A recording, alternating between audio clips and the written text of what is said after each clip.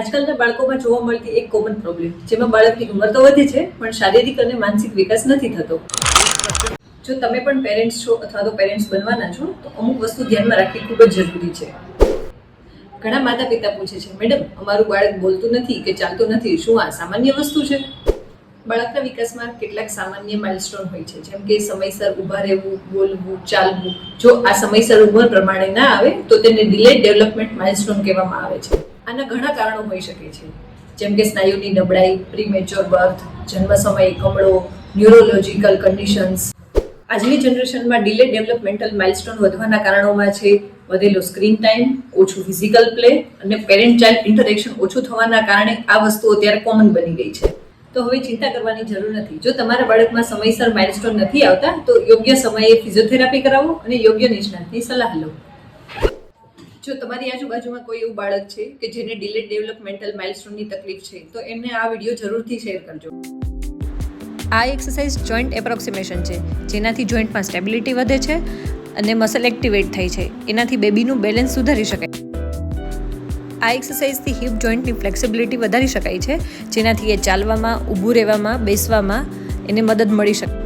આ એક્સરસાઇઝ બે પગમાં વારાફરતી કરાવવાની છે. આ એક્સરસાઇઝથી હિપ જોઈન્ટમાં ફ્લેક્સિબિલિટી વધે છે, જેનાથી મસલમાં સ્ટ્રેન્થ ઇમ્પ્રૂવ થાય છે, જેનાથી બેબી ક્રાઉલિંગ, વોકિંગ, સિટિંગ એ બધું ઇઝીલી કરી શકે. આ એક્સરસાઇઝથી હિપ અને બેકના મસલમાં સ્ટ્રેન્થ ઇમ્પ્રૂવ થાય છે, જેનાથી બેબી સ્ટેન્ડિંગ અને વોકિંગ ઇઝીલી કરી શકે.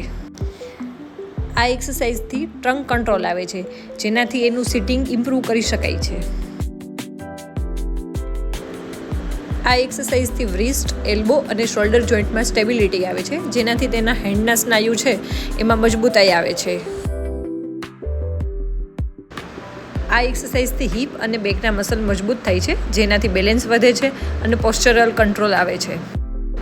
આ એક્સરસાઇઝથી હિપ અને લેગના મસલ મજબૂત થાય છે, જેનાથી સ્ટેન્ડિંગ અને વોકિંગ ઇમ્પ્રુવમેન્ટ કરી શકાય છે. બંને પગમાં વારાફરતી કરવાની છે. આ એક્સરસાઇઝથી નેક કંટ્રોલ આવે છે, શોલ્ડર સ્ટેબિલિટી વધે છે અને અપર બોડીના જે મસલ છે એમાં પણ સ્ટ્રેન્થ આવે છે.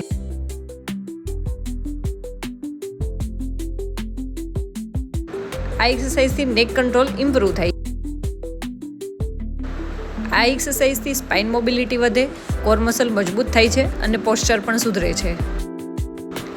આ એક્સરસાઇઝથી બાળક પોતે સૂતું હોય એમાંથી જાતે બેસતા શીખે છે.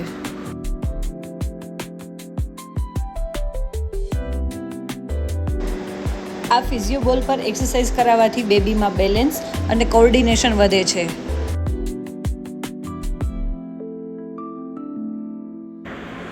આ બેબીને હું 3 મંથથી એક્સરસાઇઝ કરાવું છું, જેનાથી એના નેક અને સિટિંગમાં બહુ સારો એવો કંટ્રોલ આવી ગયો છે, જે તમે આગળના વિડીયોમાં જોઈ શકો છો.